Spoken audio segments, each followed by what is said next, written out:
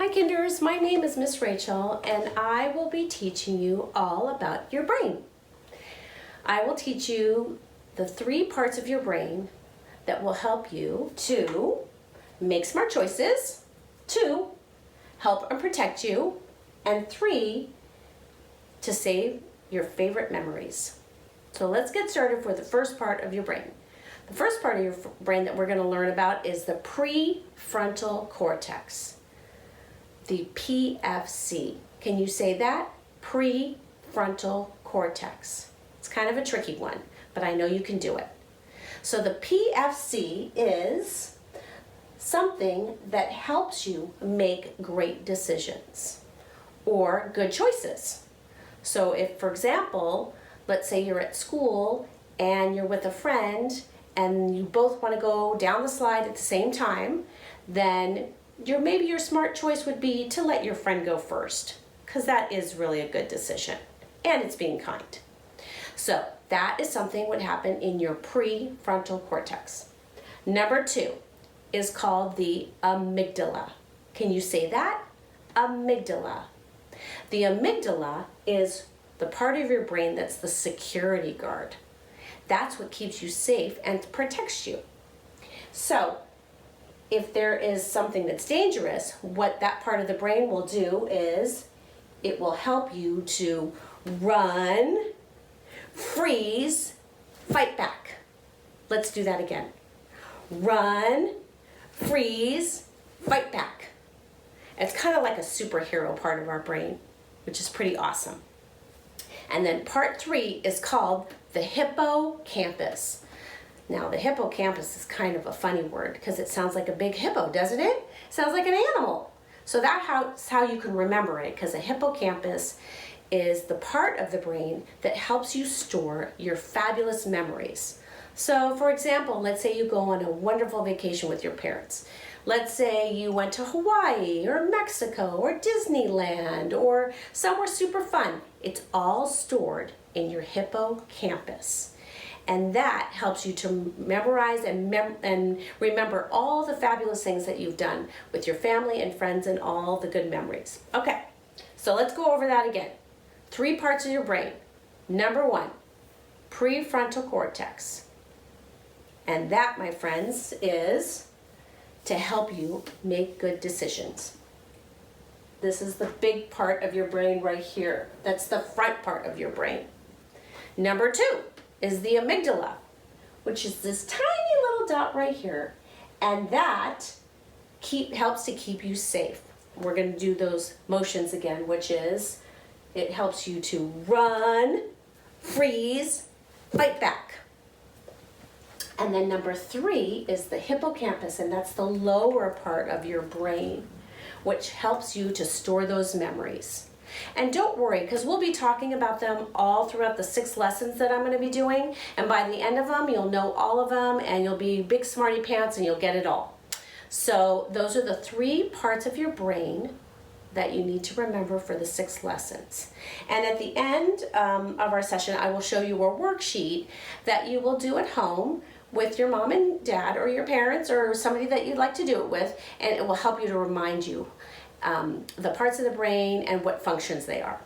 So what we're going to do first is I'm going to read you a story, and it's called When Sophie Gets Angry. Really, really angry. And I feel like this is a good book because it explains kind of the 3 parts of the brain that will help you and how Sophie deals with that and how she uses her brain to control that. So let's find out what happens in the story. Sophie was busy playing when, my turn, her sister grabbed Gorilla. Uh-oh. I don't know if that's a smart choice going on right there. No, said Sophie. Yes, said her mother. It is her turn now, Sophie. And her sister snatched Gorilla away, and Sophie fell over the truck. Oh, is Sophie ever angry now? Oh no. She kicks and she screams and she wants to smash the world to smithereens. And sometimes when we get so angry like that, we just want to lash out, but we need to use our prefrontal cortex and make a good choice and make a good decision. So let's see what happens with Sophie. She roars a red, red roar. Roar! Sophie is a volcano ready to explode. And when Sophie gets angry, really, really angry, she runs and she runs and she runs until she can't run anymore. And so that part of her brain, she's using the amygdala because she feels like she needs to get it out and she needs to feel safe, so she runs and wants to get all that energy out and all those feelings out. And then for a little while, she cries. And it's okay, because if you're sad and you're upset and you need to cry, let it out. We shouldn't keep it inside. And now she sees the rocks and the trees and ferns, and she hears a bird. Here's the bird. And she comes to the old beech tree and she climbs. And she feels the breeze blow her hair and she watches the water and the waves. And she's making a good choice because she wants to feel better. So it's okay to take a moment if you're sad or upset. And the wide world comforts her. So I'm sure that you've talked about this with your teachers, Miss Offer, Miss Jones, and Miss Radel, about taking that mindful moment, which is so important. And we can do that sometimes if we need to make the right choice. And Sophie feels better now, and she climbs down. Because sometimes if we're sad, we need to take a deep breath. Can you do that with me? Can you take a deep breath? And then you need to blow it out. And you feel a lot better when you do that. It helps. And heads for home. And the house is warm and smells good, and everyone is glad she's home. And that kind of ties in with your hippocampus because she remembers the warm feelings that she has of home, and those are stored in her hippocampus, which makes her feel really good inside. And everything's back together again. And Sophie and her sister made a good decision using their prefrontal cortex and are deciding to play and sharing gorilla. And Sophie isn't angry anymore. And is it okay to get angry sometimes?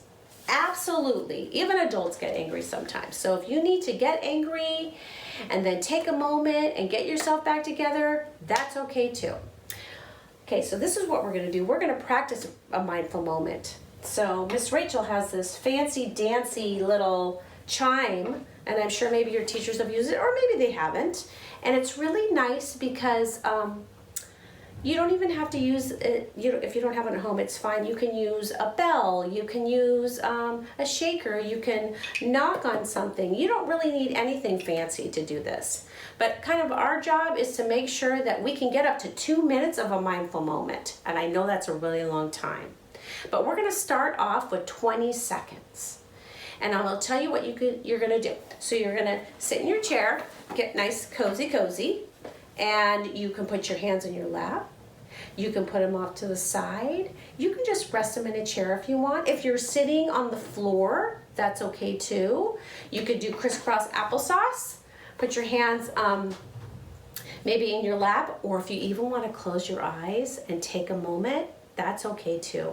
And what you do is you just start with any kind of beginning of your mindful moment, and then we'll end. So mine is going to be the chime. I'm going to start with the chime. I'm going to ring, have counting to 20 seconds in my mind, and then I'll ring the chime again, and then we'll be done. So let's practice it together, because it'll be something that we do for the next 6 lessons. So I'm gonna start. Everybody get in their relaxing, mindful moment. Take a deep breath. Blow it out. Let's do that one more time. Breathe in and breathe out. Okay, let's go. We're gonna practice. Ready, set, go.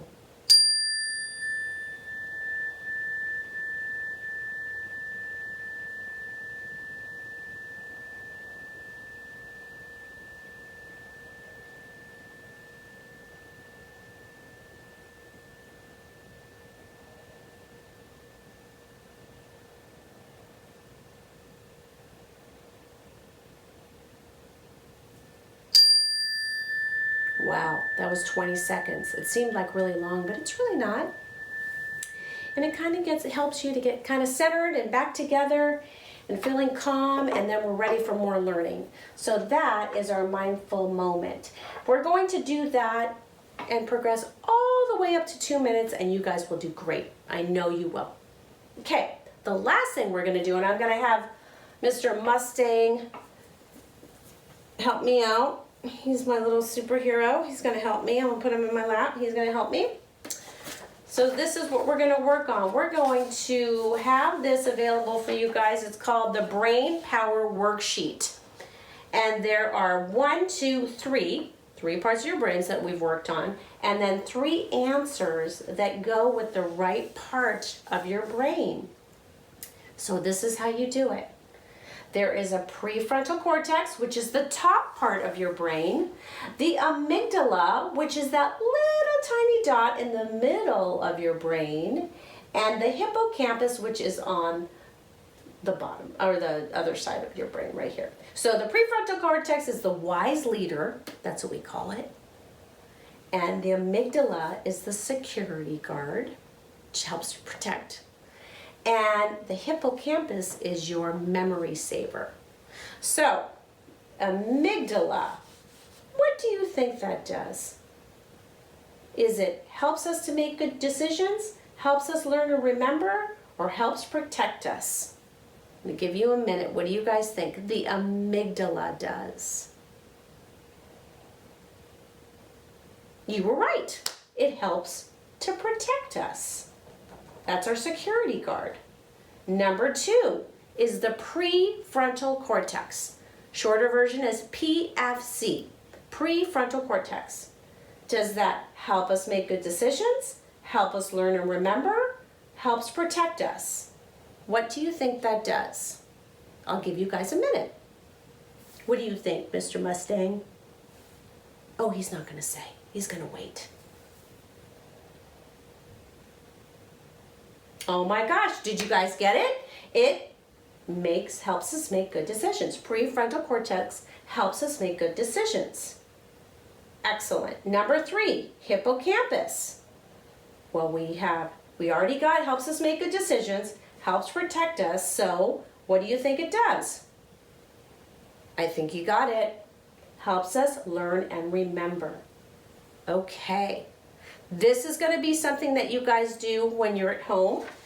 And I'm going to kind of give you an idea on how to do it, which will be very helpful for you. So what I've done is I color-coded the different parts of the brain. So the prefrontal cortex is going to be green, the hippocampus will be blue, and the amygdala will be red. So you need how many crayons? 3. You need a green, a blue, and a red crayon. And then what you're going to do is you're going to mark the part of the brain to its function. So the amygdala helps and protects us. The prefrontal cortex helps us make a good decision. And hippocampus helps us learn and remember. And I will be giving this to your teachers too, so you will I will make sure that you have all this information so that you get the correct parts of the brain with the function. So you will have that too. So that is our lesson for today. You guys did an awesome job. I'm so proud of you. Mr. Mustang, are you proud of them? Yes, he is. He's very proud of you. You guys have a great day, and I can't wait to see you next week. Bye.